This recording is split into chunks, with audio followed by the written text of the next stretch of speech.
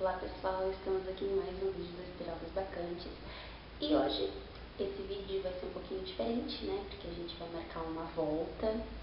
A gente ficou um bom tempo aí sem filmar.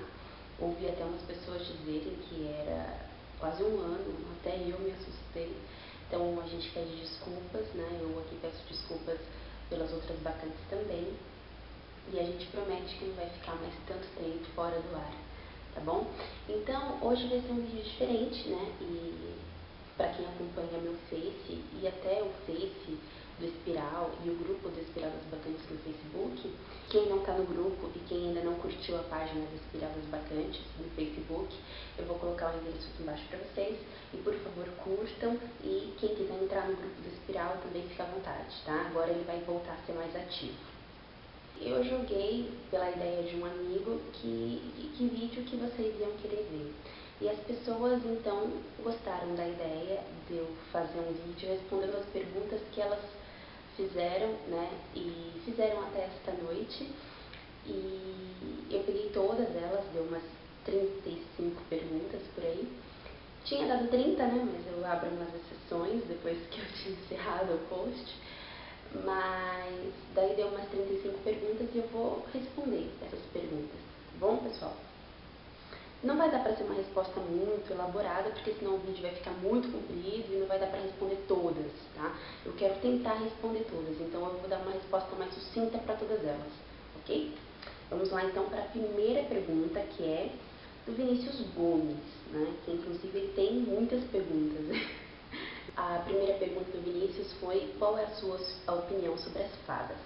A maioria das pessoas creem que as fadas elas são elementais, né? Elementais do ar, junto aí com os silfos.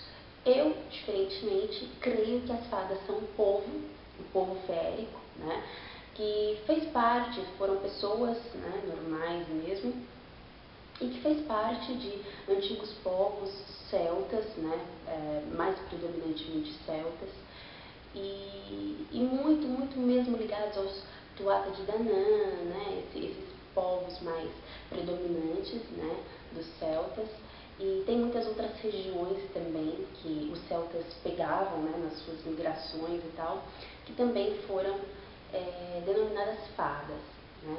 É um povo que tinha certos costumes, certos rituais, e inclusive muitas pessoas dizem que as bruxas descendem desse povo férico. Então aí já é uma outra discussão. E eu acredito sim que existam elementais que as pessoas chamam de fadas, mas não são fadas, né? São outro tipo de elemental, outro tipo de raça e de reino dentro desse mundo astral que a gente tem, que engloba muitos seres. Então, mas fadas para mim é um povo que foi humano e isso, né? Uma raça de seres, né? De seres humanos. A segunda pergunta, então, é também do Vinícius, e ele colocou assim: quais foram as primeiras divindades que você entrou em contato? Que eu entrei em contato, né? Bom, as primeiras divindades que eu entrei em contato diretamente, em ritual e tal, foi em Beltane, Kali e Shiva, que foi meu primeiro ritual. Eu entrei em contato com essas divindades diretamente, foram as primeiras divindades diretamente que eu tive contato. Indiretamente eu já tive contatos com até mesmo Pandora e Nayá, né? E foi aí que eu descobri realmente que meu caminho era para ser, entre aspas, devotada a elas também. Foram as primeiras divindades que eu tive contato. A terceira pergunta é do Marlon Gasparetti, eu espero que se fale assim. E ele pergunta: qual a ligação de Lilith com a sexualidade? Bom, Lilith, ela é uma divindade muito complexa e completa, né? Então, para não me estender muito, eu vou ser muito sucinta na resposta. Lilith, ela é tida como a primeira mulher de Adão, né? Só para entrar em introdução. Ela é tida como a primeira mulher de Adão, até mesmo antes da existência de Eva. Então, nesse inteirinho, a gente já tem muitas coisas a se analisar, né? E muitas histórias a ser contadas e tal, só nessa introduçãozinha de que Lilith é a primeira mulher de Adão, na Bíblia mesmo, né? Cita até no Gênesis, e há uma certa contradição e tal, e é uma história toda aí para explicar esse fato. Só que ela era uma mulher independente, né, em um nível, em páreo nível com Adão, e uma das coisas que ela não se sujeitava era ficar por baixo nas relações sexuais, né? Então já começa aí o fato dela ser uma mulher, uma divindade que vem trazer a sexualidade, não só a sexualidade como sagrada, né, num livro sagrado, onde um Deus supremo e o sexo é um pecado, mas ela vem realmente quebrar esse paradigma e não só colocando o sexo como sagrado, mas também colocando a mulher, né, a feminilidade como sagrada e como também importante, dando então um equilíbrio essencial à vida, que é entre o homem e a mulher, e foi exatamente por esse motivo que ela foi destronada, podemos dizer assim, de seu posto de mulher de Adão na Bíblia. E tirando o fato de que ela também foi ligada a muitas deusas da fertilidade, muitas deusas do ventre, um dos maiores contatos que a gente tem com ela é a água, que é pra gente entrar no seu mundo e tal. Então a água tem muito a ver com isso, com a sexualidade e com o aspecto sexual que Lilith possui. Tem também a ideia de que na cultura hebraica, né, ela é tida como um demônio. E esse demônio, que é Lilith, né, Lilith, ela tem 100 filhos, né, 1000 filhos ou 100 filhos, não lembro o número exato, que súcubos são as mulheres e íncubos são os homens, e esses súcubos e íncubos, eles são alimentados pela energia que é gerada no ato sexual, né. Então isso também a faz uma deusa da sexualidade, entre muitos outros pormenores que a ligam ao sexo, tá? O Vinícius novamente pergunta: na bruxaria pode existir o culto a deuses do panteão iorubá?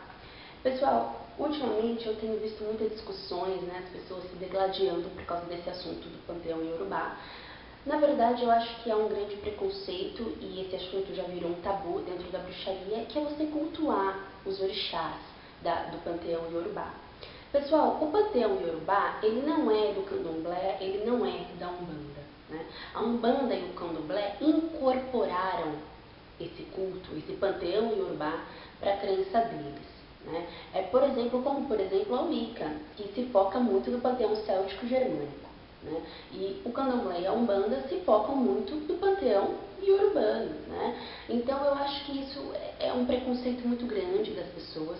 Não há problema algum em você cultuar divindades do panteão iorubá dentro da bruxaria. A bruxaria é diversidade e a bruxaria entende os deuses como tudo e entendem os deuses do panteão iorubano também como divindades. Não é só porque eles têm o nome de orixás que isso tira a posição dele de deuses pagãos, né? Na verdade ele tem esse nome, orixá, porque é o nome para Deus dentro daquele panteão, né? Então, eu acho que também sofre muito preconceito também pelo fato de ser um panteão muito místico e muito detalhista, onde quando vamos celebrar, a gente tem que trazer muitas coisas daqueles deuses para esse plano, né? São comidas, que são os ebós, e são sacrifícios às vezes, e são roupas ritualísticas e tal. Mas esse culto é muito proeminente porque o candomblé e a umbanda, eles deram essa proeminência para esse panteão, e eu acho isso muito bonito, porque na verdade a gente tem que pegar essa essência.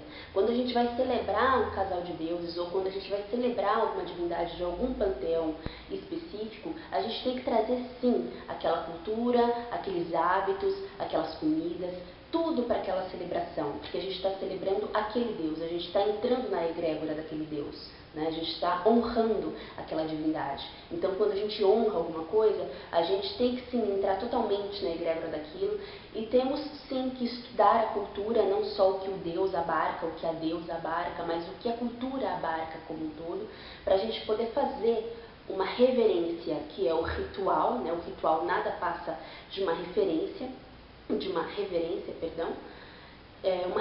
digna àquela divindade, né? O panteão iorubá, ele veio da Nigéria e outras partes, né, ali daquela parte da África, e eu não acredito que que deva ser proibido, não há nenhuma proibição.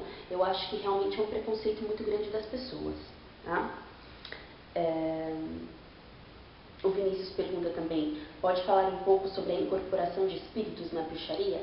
Existe sim a incorporação na bruxaria e não é de hoje, né? Muito antigamente já existia. A bruxaria sempre trabalhou com a necromancia, né? Que é o fato da gente trabalhar com os mortos. Quando a gente fala de necromancia, e posteriormente eu vou ler uma pergunta sobre isso aqui, a gente não está falando só em manusear os mortos fisicamente, né? A necromancia é o trabalho com os mortos como um todo e também envolve o trabalho com os mortos astralmente, e isso inclui a incorporação. Tá?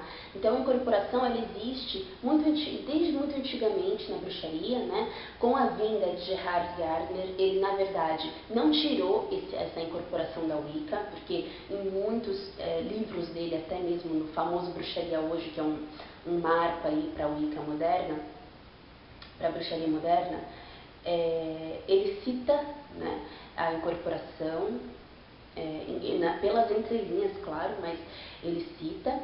E alguns praticantes da Wicca colocam isso como um tabu, né? Como uma proibição.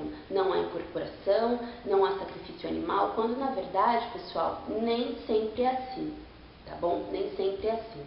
Quem segue realmente a bruxaria numa outra tradição ou não segue a Wicca, a gente tem sim um pouco desses preceitos e tem sim essas crenças e até mesmo essas práticas dentro do nosso caminho, mesmo que seja uma coisa isolada, né? A incorporação na bruxaria não funciona como a incorporação no candomblé, na umbanda, no espiritismo como um todo. É uma incorporação mais discreta, uma incorporação mais fechada, às vezes até um pouco mais calada.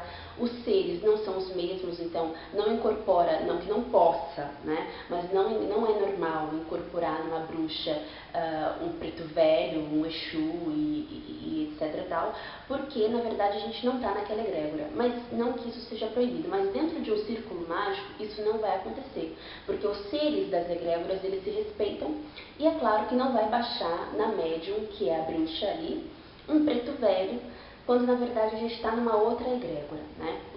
A incorporação na bruxaria funciona dessa maneira. Quando você está trabalhando um certo panteão, a incorporação, se houver naquele ritual, vai acontecer dentro daquela egrégora. Ou seja, você está trabalhando no panteão egípcio, a incorporação vai ser de um ser, de uma pessoa que foi egípcia, né? Que viveu no Egito e que fez parte daquele conjunto de crenças, né? E é assim que funciona. E é uma incorporação bem mais velada, é realmente um assunto que não é aberto, não sei porquê, realmente precisava de mais esclarecimentos e até mais a prática, porque isso agrega muito para o nosso caminho e é muito necessário, né? Então, eu não sei porque é mais aberto, não é muito aberto, mas existe sim e é dessa maneira que funciona, bem sucinto, tá bom? O Vinícius também perguntou como eu celebro a roda do ano. Eu rodo pelo sul, né? Porque eu não vejo motivos para celebrar pelo norte ou celebrar uma roda híbrida, sendo que eu estou no hemisfério sul, né? Então, a bruxaria é uma religião que cultua a natureza, que os deuses são a própria natureza e que a nossa vida anda em conjunção com os ciclos da natureza. Logo, não teria sentido eu estar no inverno e celebrar o verão. Isso para mim, né? Então, eu rodo pelo sul, é uma roda puramente sulista. E os meus sabás, eles são sim baseados na roda do ano que Gardner trouxe, né? E adaptada até pelo Ross Nichols, né? Então ele trouxe essa roda, só que tem nomes próprios a minha roda e que não convém aqui falar porque vai demorar muito, mas é dessa maneira, tá? O Otávio, ele perguntou: o que fazer quando lidamos com desafios que parecem gigantes e que nos fazem sentir medo? Como trabalhar isso na bruxaria? Pessoal, a bruxaria ela é uma crença de autoconhecimento e autoaprimoramento, de cura, né? Onde você precisa realmente entrar na sua sombra e curar os seus medos, curar as suas feridas e etc e tal, né? Porque só assim a gente consegue chegar aos deuses, né? Só assim a gente consegue atingir a iluminação, podemos dizer assim. Embora eu não concorde muito com esse termo, mas não vem muito ao caso. Então, como que a gente pode lidar com os desafios que parecem gigantes e que fazem a gente sentir medo? A gente tem que realmente mergulhar, né, nesses desafios, não perdendo, é claro, a fé nos deuses, mas tentando realmente vencer esses desafios, mas sem tentar lutar com eles. Você tem que incorporar esses desafios à sua vida para você poder até aprender com eles, né? Porque o medo é uma parte da nossa sombra e a gente precisa trabalhar essa nossa sombra e a gente não repele, a gente traz ela para nós, né? A sombra dentro de nós, na crença da bruxaria, não é uma coisa que a gente tem que afastar, né? Que é uma coisa ruim, não. É uma coisa boa, que a gente faz mau uso, mas a gente precisa trazer isso para nós, né? E é dessa maneira que a gente vai trabalhar com medos, desafios e outras 1000 formas de provações da vida. Como que a gente pode lidar isso? Na magia, né? Na magia a gente pode ter muitas magias que a gente pode fazer para tirar o medo, para descruzar os caminhos ou para a gente ver o caminho certo. Daí tem N feitiços, N formas de autocura, N formas da gente ver esse resultado. Porém, eu não aconselho, né, a magia nesse estado de espírito, porque se você está com medo, se você está acuado pela situação, é claro que você não vai estar no estado de espírito equilibrado para você conseguir fazer uma magia propriamente dita que seja boa para aquele momento. Então, eu acredito que esse tipo de coisa não precisa da magia para ser resolvida, sendo que o objetivo das provações da vida é você aprender e curar a si mesmo com isso. Se você quiser fazer uma magia posteriormente, não que você não possa fazer durante, não sou contra e até mesmo já fiz em muitas provações da minha vida, mas magias que te auxiliem, mas não para tirar aquilo da sua vida, porque aquilo é para você aprender e é para você se curar. Então faça durante sim, mas algo que não interfira, ou então depois, para aquilo se firmar e tal, mas é sempre muita fé nos deuses e sempre em conexão com eles, porque eles te dão a melhor resposta e eles te mostram o melhor caminho, tá? O Medés, que é um amigo meu muito, muito querido, ele pergunta: qual a sua visão do paganismo hoje no Brasil?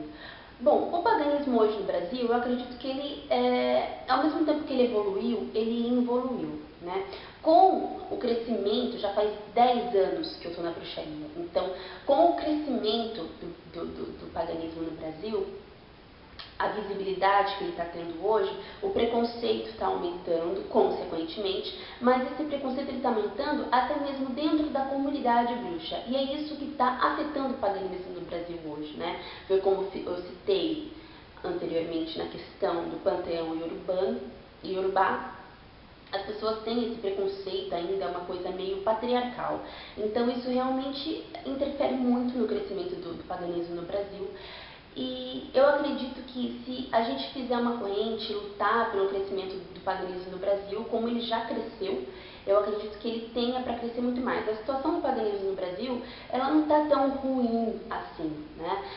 Todas as religiões espiritualistas, elas estão passando por um processo de evolução e de visibilidade, onde se a gente se juntar, a gente vai ter ainda mais força, né? Cada dia que passa, a gente está vendo aí pessoas trabalhando com o espírito, trabalhando com o holismo, trabalhando com a parte espiritual das religiões, e o cristianismo ele está sendo um pouco deixado para trás e está até caindo por terra já algumas questões. Então eu acho que se a gente se juntar cada vez mais, eu acho que isso tende a crescer cada vez mais. O preconceito a gente sempre vai ter que lidar com ele, a intolerância, se a gente lutar, a gente também consegue diminuí-la, porque é só a gente se colocar no nosso lugar e garantir que aquele lugar é nosso, né? Mas são coisas que a gente sempre vai ter que lidar. Mas quanto mais a gente lutar, mais espaço a gente vai conquistar, tá? O Vinícius perguntou: como entro em contato com uma divindade? Geralmente você precisa conhecer muito bem aquela divindade e estudar, né? Quando eu digo conhecer, as pessoas já viajam e falam: nossa, porque eu tenho que... Não, né? De primeira você não tem que viajar no maionese. De primeira você tem que estudar aquela divindade, mas estudar de verdade, né? Ir nas origens daquela divindade. Vamos supor, aquela divindade veio da Trácia. Ok. Mas então, vamos então mais fundo, né? Se aquela divindade veio da Trácia, será que alguém realmente, que povo que trouxe aquela divindade para a Trácia? Aonde ficava a Trácia? Em que região do mapa fica a Trácia? Então a gente tem que estudar a cultura, a gente tem que estudar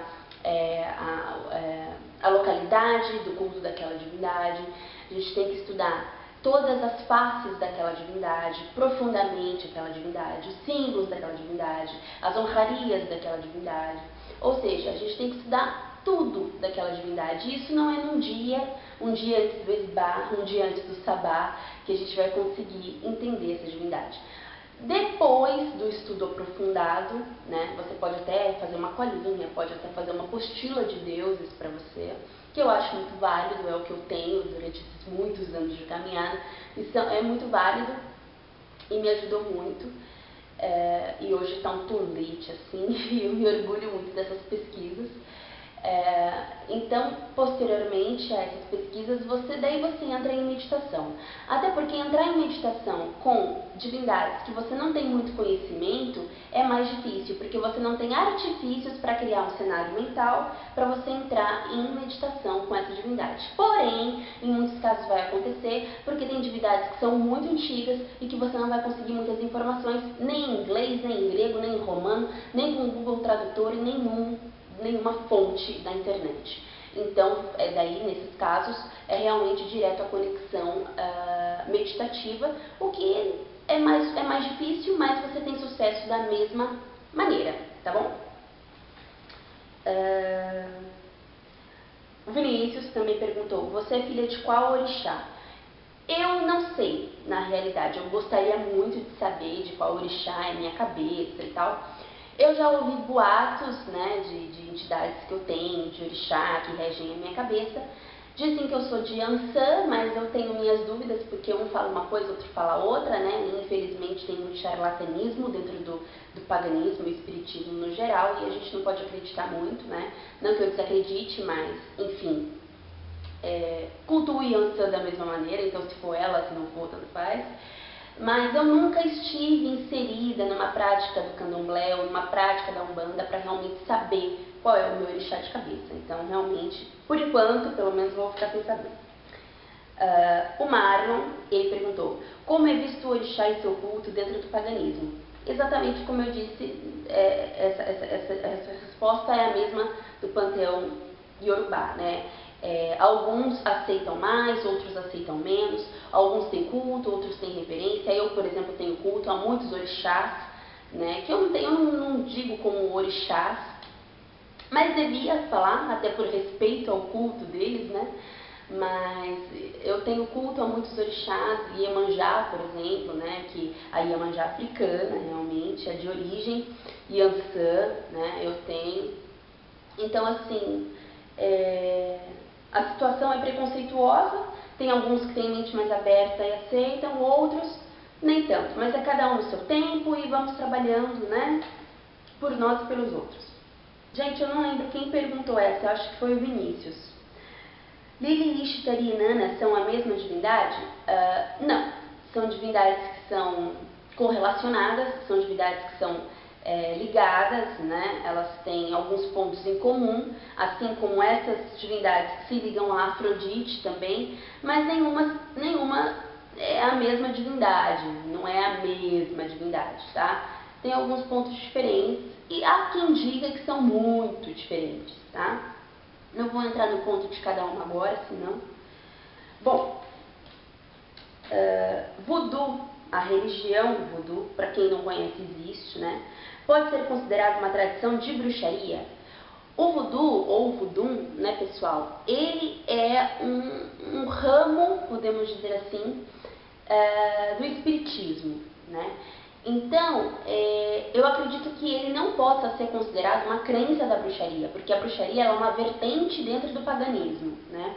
Então, eu acredito que o espiritismo, em geral, com todas as suas faces, candomblé, kardecista, não, kardecista não, mas o candomblé, a umbanda e outros tipos de espiritismo, eles podem estar inseridos dentro do paganismo, não dentro da bruxaria, tá? O paganismo porque é uma crença da terra, uma crença que cultua os ancestrais e tal, e o espiritismo, essas crenças mais espirituais, elas sempre têm esse quesinho de natureza, de ancestral, e é esse ponto em comum que as fazem ser ligadas em algo maior, né? E um exemplo do voodoo é o candomblé, né? E mais especificamente o candomblé Gegé, eu acho que é assim que se fala. E é isso, pode ser considerado algo do paganismo, não da bruxaria, né? Porque a bruxaria é uma vertente específica, que tem suas tradições específicas, né? E espiritismo não é bruxaria, tá? A Yasmin de Oliveira perguntou: qual a diferença entre Ártemis e Diana? Alguns dizem, é uma discussão meio interminável, alguns dizem que não há diferença alguma, outros dizem que há muitas diferenças, né? Uns dizem que são a mesma deusa, outros dizem que não, então fica essa coisa de sei, não sei, não é, né? É coisa de prática, coisa de você estudar e tirar sua própria conclusão, porque realmente, historicamente, se a gente for pegar os estudos aprofundados dessas divindades, a gente consegue ver muitas semelhanças entre elas, né? Porém, as distinções também são grandes, né? A Ártemis, por exemplo, ela é realmente uma deusa donzela no sentido de ser virgem, né? De preservar a virgindade. Embora Diana seja uma deusa que também preserve esse tipo de conduta, há relatos e até histórias, até no livro de Arádia e tal, dela ter parceiros, dela ser uma deusa super sexual, né? E então eu acho que esse é o maior conflito entre Ártemis e Diana, né? Porque em outras vertentes, em outros quesitos elas são muito parecidas e é por isso que são tidas como a mesma deusa, né? Porém, eu creio que não sejam a mesma deusa. Eu acho que a Ártemis é uma deusa, Diana é outra, mas elas se ligam, né? Assim como a maioria dos deuses, eles se ligam porque eles fazem parte de algo maior. Então, impossível eles não se ligarem entre si, né? Vamos lá. O Lucas Ornelas, sei lá, perguntou: qual a sua opinião sobre necromancia, magia do caos e Goetia? Você já teve contato com algum desses? O que achou? A necromancia, eu já falei para vocês um pouco antes no vídeo, né, que é super válido e ela não acontece, né, somente no físico, mas também no astral. E eu acredito que a bruxaria é uma religião necromante e eu encorajo e pratico totalmente, completamente a necromancia. Não completamente, porque eu não mexo em morto, né? Mas se tiver oportunidade, realmente poderia. A magia do caos, se vocês querem realmente a minha opinião, eu acho uma baboseira, eu acho uma balela, né? A Goetia ainda maior, então assim, vocês perguntaram para alguém que é meio avesso a essas práticas. Eu não gosto muito de entrar nesses méritos, porque a magia do caos, ela incorpora coisas que muito antes de existir essa nomenclatura magia do caos e ser praticada por magos caoístas, perigosos e etc., com todo respeito àqueles que praticam, mas já existia muito antes, práticas que já existiam muito antes e que a gente pode praticar ainda hoje sem precisar ser um mago caoísta e tal, que eu acho que é uma coisa muito extrema, é uma coisa muito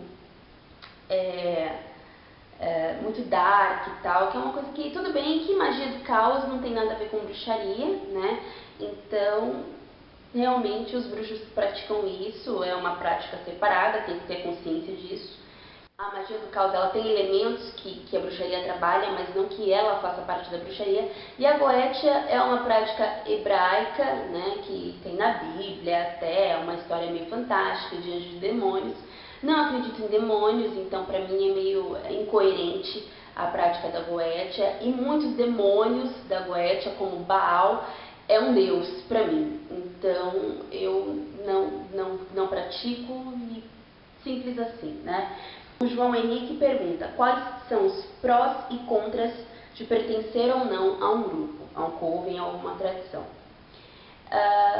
Os prós, né, são muito maiores do que os contras, embora ambos existam, né? Mas é uma coisa tão boa quando se há realmente o perfeito amor e a perfeita confiança, né? Quando é um grupo, um coven solidificado em perfeito amor e perfeita confiança, solidificado nos seus ideais, é uma coisa tão boa que os prós, eles sobressaem aos contras, né? Os prós é que você sempre tem alguém para celebrar, você realmente tem uma família espiritual, né? Você tem um grupo, você não cai sozinho, você tem a troca de experiências e tal, você se cura com as suas curas e cura os outros com a sua cura e se cura com a cura dos outros, né? Então é uma entrega, uma troca de energia muito deliciosa ali, de irmandade realmente, né? E daí a gente percebe que tem muitas pessoas que a relação vai além do físico e vai além dessa vida, e é muito maravilhoso a experiência de participar de um coven, de um grupo. Os contras é realmente a relação humana, né? Que todos nós temos erros, todos nós somos imperfeitos dentro da nossa perfeição, né? Todos temos nossos problemas, nossas curas, então a relação humana às vezes fica um pouco caótica e desequilibrada, até por ter a intimidade com o tempo. Então a relação humana às vezes atrapalha na relação espiritual, mas é nesse momento que o perfeito amor e a perfeita confiança deve prevalecer, e também o sacerdócio, né, para você saber separar uma coisa da outra. Então, na minha opinião, é isso, tá? O ego também em grupos interfere muito, que é uma coisa humana, né? O Lucas, novamente, pergunta: o que você acha sobre o tema A Noite Escura da Alma, e você acredita nesse período? Pessoal, a Noite Escura da Alma, ela é citada em muitos livros e até falada mais abertamente em alguns livros mais avançados, mas não é uma coisa muito extensa, porque é uma coisa muito simples, né? Que é o trabalho com a sombra, né? Que começa o trabalho com a sombra.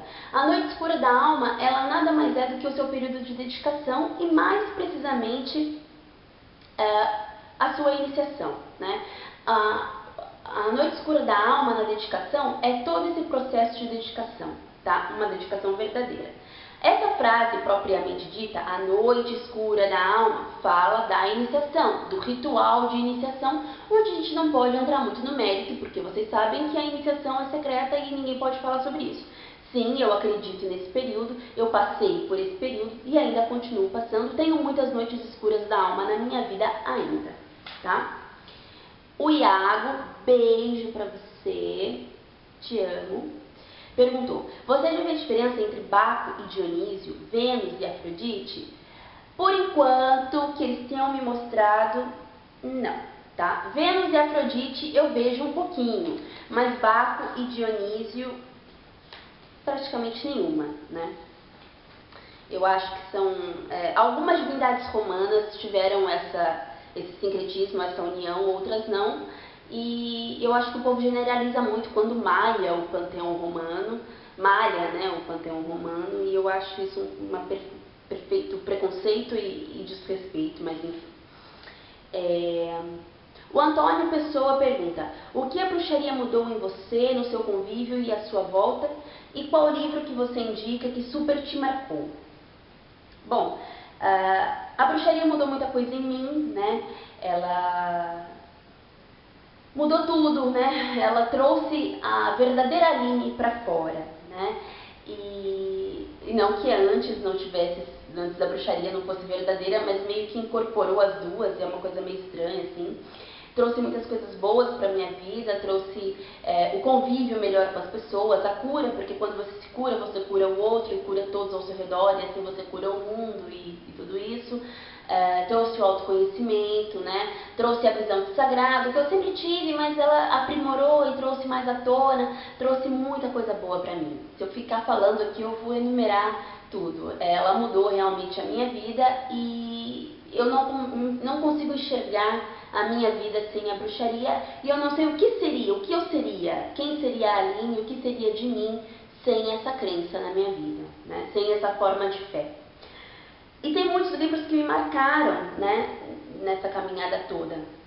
Eu posso falar O Pequeno Príncipe, que eu sempre falo, que não é um livro bruxístico, mas é um livro completamente espiritual, que fala de sentimentos totalmente sublimes, né? Então algumas pessoas acham ele clichê, mas eu acho que ele ensina muitas lições importantes que a gente deve levar para a vida, né?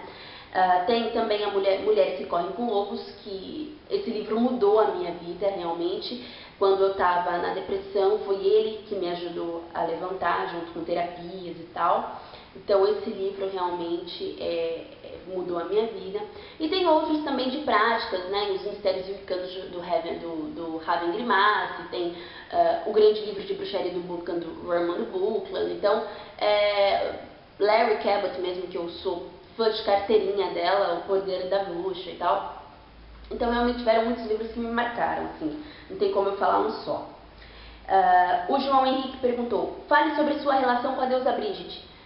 Não tenho relação com a deusa Brigitte, tá? Uma relação assim profunda com a deusa Brigitte, não. Eu tive alguns contatos com ela em celebrações e meditações, mas eu não tenho uma prática de culto com ela, não tenho, tá? Todas as vezes que eu estive com ela foi muito bom, foi maravilhoso. Felipe Matos, ele perguntou, qual a sua visão sobre o povo férico? Eu já respondi essa pergunta na primeira pergunta do vídeo. O Guga Lopes perguntou, Pan, qual é o seu tipo de magia favorita e por quê? É uma pergunta meio difícil porque eu não tenho um tipo de magia favorita. Não tenho, né? Eu gosto muito da magia sexual, né? Porque acredito que seja uma magia muito simples e poderosa. Sagrada também, acho que é a magia mais sagrada que existe, é a magia sexual. Gosto da magia do pensamento e da palavra. Na verdade, até porque eu não tenho essas denominações, entendem? Eu tava até conversando com um amigo meu que ele fez umas perguntas também um pouquinho mais cedo, que eu não tenho essas denominações de magia, né? Eu sou velha, pessoal, na bruxaria, então essas denominações de bruxaria, isso, bruxaria aquilo, né? Eu não tenho, eu vejo magia como magia e é um grande todo e é isso, eu gosto de magia, não tem um tipo certo, né? Não tem. O Tony de Lima Júnior perguntou, você tem contato com as fadas? Tenho um bom contato com elas, eu gosto muito de trabalhar com as fadas, são um povo muito difícil, muito complexo e até às vezes um pouco contido, mas quando você tem uma intimidade com eles, eles te abrem várias coisas e um mundo maravilhoso e eu gosto muito de trabalhar com eles, né? Principalmente na questão das crianças e tal. A Tássia Holanda, linda, maravilhosa, fofa, perguntou assim, fale o que você sabe sobre os mistérios de Eleusis. Os mistérios de Eleusis são uma grande paixão para mim, né? Até porque eu gosto muito do mito de Deméter e Perséfone e os mistérios de Eleusis eles são baseados no mito de Deméter e Perséfone, que na verdade é a noção de ciclos, né? De vida, renascimento, de vida, morte e renascimento que os gregos possuem, e essa visão de vida, morte e renascimento e até essas divindades Deméter e Perséfone e todo o acervo que faz parte do mito é muito anterior ao grego que a gente conhece, né? O pré-grego, como tudo na Grécia.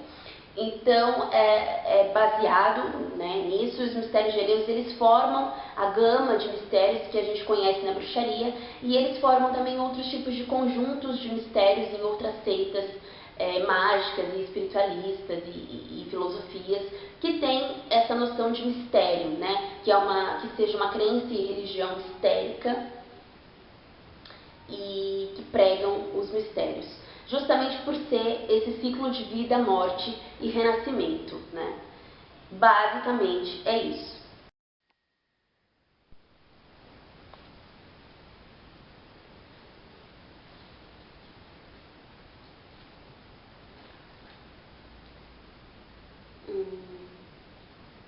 O Guga perguntou, conte-nos qual foi a sua melhor experiência que a bruxaria te proporcionou.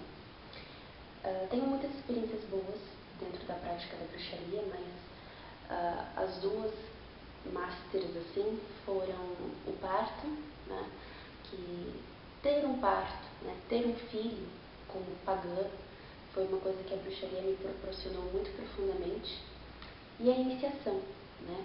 Que são coisas muito parecidas e se eu posso comparar uma emoção a outra, é só essas que se comparam no mundo. Eu acho que foi o Vinícius que perguntou, você pretende entrar em qual tradição? Em nenhuma. Não pretendo entrar em tradição alguma, não me encaixo em nenhuma. Eu tenho meu modo de praticar e acreditar. Sou muito chata, então eu acredito não, o meu plano é eu formar a minha própria tradição mais pra frente, tá? Como é o seu contato com os dragões? Na verdade, eu não trabalho muito com os dragões, tá? O Otávio perguntou, qual é a sua visão sobre Avalon? É uma visão muito bonita, muito legal, eu acho que é um lugar astral, né, que existe, muito bonito. Porém, esse lugar astral só existe porque ele é uma forma de pensamento criada pelas pessoas que acreditam que ele realmente existe. Mas então hoje ele existe astralmente, né? Mas eu acredito que ele seja uma junção de muitos lugares, de práticas pagãs antigas. Então, de alguma forma ele existe e é muito bonito e eu gosto muito de falar e de ouvir falar e ver Avalon, né? O Guilherme Seno Marguete, perdão, não sei. Visão sobre anjos e demônios. São raças. Demônios eu não acredito muito que exista, é uma coisa meio... Eu ainda não tenho uma opinião formada sobre demônios, mas os anjos eu acredito que sejam uma raça de seres e não cultuo, tá? O Gabriel Alves perguntou, como é seu contato com Dionísio? Qual tarô você recomenda? Vamos por partes, né? Como é seu contato com Dionísio? Dionísio é um deus de culto meu, né? Muitas pessoas sabem disso, então tenho uma intimidade muito grande com Dionísio, ele é um deus muito amado, muito querido por mim.